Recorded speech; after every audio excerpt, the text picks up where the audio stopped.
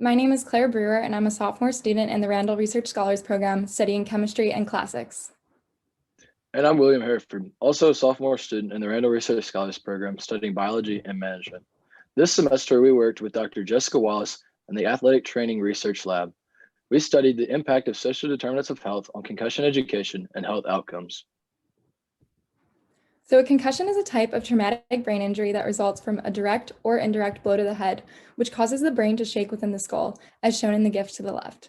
This shaking of the brain is what leads to the pathophysiological symptoms we commonly associate with concussion, such as headache, dizziness, nausea, etc. There are an estimated 3.8 million sports-related concussions every year, so this injury impacts a large number of adolescents. And what makes concussion such a complex injury to diagnose and treat is that it relies on both subjective and objective measures. William and I will discuss a few of the quantitative objective measures later in this presentation, but concussion diagnosis largely depends on subjective symptom reporting. An athlete must be able to recognize the symptoms of concussion within themselves and accurately relate them to a clinician. And their ability to do so relates to the social determinants of health and the degree of concussion education that they have previously received.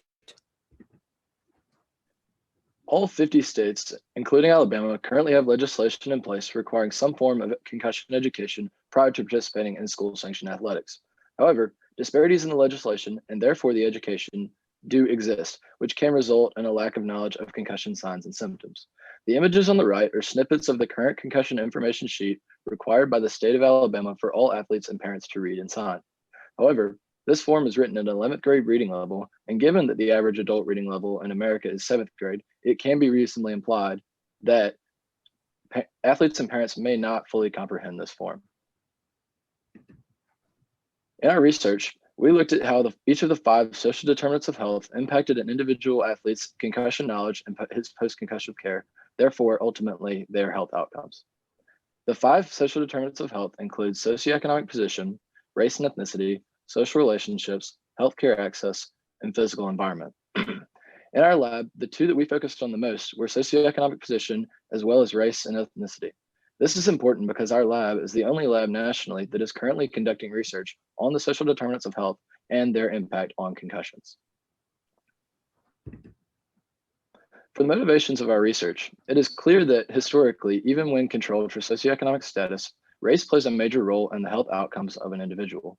This can mean that 2 people with the same education and different races could therefore have different health outcomes. Furthermore, a majority of NCAA athletes in contact sports, such as football, are Black or African American, and this is important because minorities also tend to be the group that receives the lowest quality of concussion care. We all know that concussions have an impact on an athlete's long-term health, and so it is our goal to minimize the risk of all athletes so that they can be best prepared to succeed in their life in following athletics in whatever field that may be. So the data that we worked with this semester was collected previously at several high schools in Mahoning County near Youngstown, Ohio. The chart shows in red the percent of children living in poverty in this county compared to the average percentages for the state of Ohio and the United States as a whole. A much higher percentage of the student athletes in the areas we studied were of lower socioeconomic status than the national averages. Also, only 15% of white children were living in poverty in this area, while 60% of the Black children in this area were living in poverty. Because of these socio-demographic factors, the students we studied did not have access to a full-time athletic trainer at their high schools. And we focused on this population because it has been excluded by many of the previous studies regarding health outcomes following concussion. One of the measures that we looked at was the immediate post-concussion assessment and cognitive test, commonly known as the IMPACT.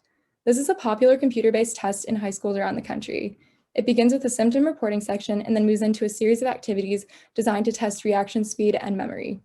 Based on data collected in our lab from baseline impact tests in this population, differences existed between racial groups in both the symptom reporting section and the quantitative activities sections.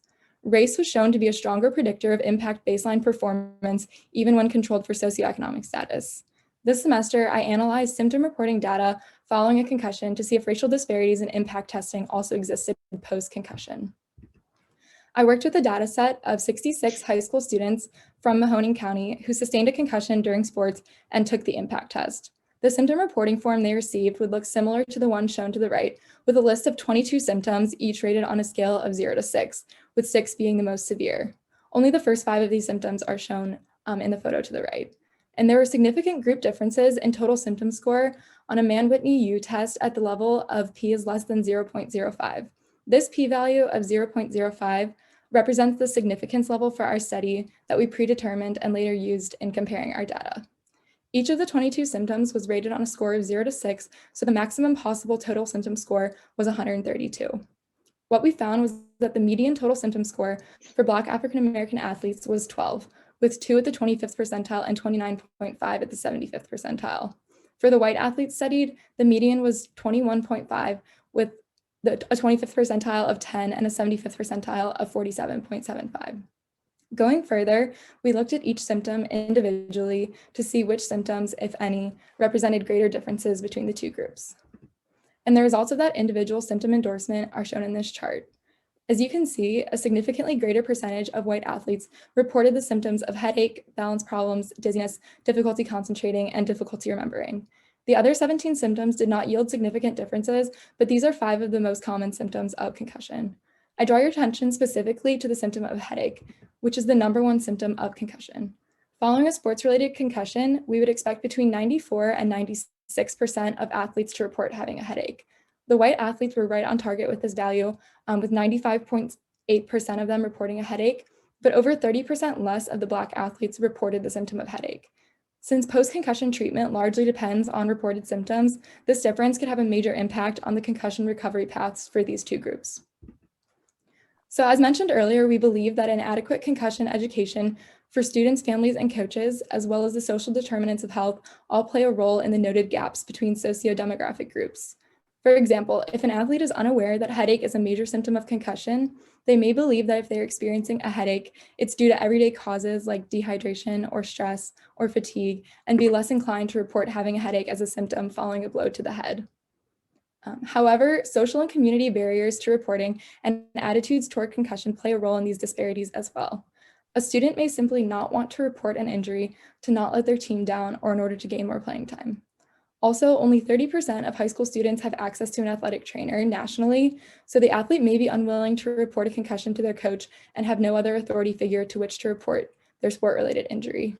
And lastly, the attitude that a concussion is not a big deal or not an injury to take seriously may cause athletes to not report them as well. And this attitude can also be a result of inadequate concussion education on the severity of concussions. For my research, I focused my scope on 2 other widely used concussion diagnostic measures. First is the King-Divic. This test utilizes pattern numbers in order to gauge saccadic eye tracking ability.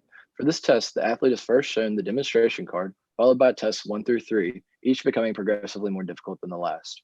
The athlete is asked to accurately read the numbers aloud, and time is taken for each of the 3 tests and summed at the end. In order to properly indicate a concussion, this test must also be performed at baseline so that the 2 scores can be compared for any differences in reading time. The other test that my research incorporated was the vestibular ocular motor screening, or the VOMS. This test requires the athlete to perform several tests indicated on the left that are used to test neck and eye movement, and following each test, the athlete is asked to rate each of the 4 symptoms across a scale of 0 to 10. The scores are then summed. This test is also most effective when compared to a baseline. For my research specifically, I analyzed a data set of 35 student athletes who sustained a concussion and received a series of VOMS and King-Divic tests post-concussion. Those athletes were then split into 2 categories based on whether or not they received free or reduced lunch. Free or reduced lunch has been shown in many studies to be a very strong proxy for socioeconomic status, as the student may or may not be able to easily describe that of his or her family. The preliminary findings of my research are that there are expected differences along socioeconomic status lines and King-Divic cumulative reading times, and that those at a higher socioeconomic status have increased symptom provocation on the VOMS. Also, one thing to note is that my research is involving completely different concussion tests than the research of Claire's, so you cannot simply draw lines from her conclusions to mine. Dr. Wallace's previous research shows that there are no racial differences in reading times for the King-Divic at baseline, meaning therefore we cannot draw conclusions for post-concussion reading times either. So the significance of our research falls primarily into 2 categories: clinical education and community education. As Claire explained, there is a strong underreporting of concussions among Black or African American athletes, which can therefore cause premature return to play, resulting in devastating long-term effects on the athlete's overall health. Furthermore, we would like to establish baselines for those underrepresented communities and inform clinicians of those so that when a concussion is expected, and the athlete has not been tested at baseline, those can be used to gauge the severity of the concussion and allow for a more accurate return to play timeline. This can result in more culturally competent care and better health outcomes for all athletes. Another aim of our research centers around community education. In the future, we plan to explore the effectiveness of current concussion education materials in the state of Alabama and formulate a plan to improve concussion health literacy for athletes and families. The future directions of our lab include presentations at national conferences of our abstracts, as well as community-based participation research at local high schools in the Tuscaloosa area.